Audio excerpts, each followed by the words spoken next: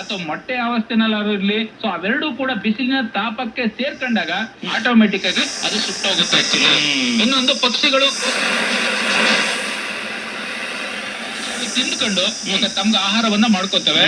ಅಂದ್ರೆ ಡಾಕ್ಟರ್ ಗೌಡ ಅವ್ರೆ, ಈಗ ಈ ಒಂದು ಮಾಗಿ ಉಳ್ಮೆನ ಕೆಲವೊಬ್ರು ಏನ್ ಮಾಡ್ತಾರಂದ್ರೆ, ಈ ಬಾರಿ ನನಗೆ ಬೆಳೆ ಬೆಳಿಲಿಕ್ಕಾಗಲ್ಲ, ನಾನು ಹೊಲ ಹಾಗೆ ಬಿಟ್ಬಿಡ್ತೇನೆ, ಉಳ್ಮೆ ಮಾಡೋದಿಲ್ಲ, ಯಾಕಂದ್ರೆ ಬೆಳೆ ಬೆಳೆಯೋದಿಲ್ಲ, ಮುಂದಿನ ವರ್ಷ ಬೆಳ್ಕೋತೇನೆ ಅಂತಾರೆ.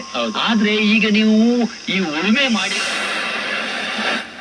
ಕೀಟಗಳು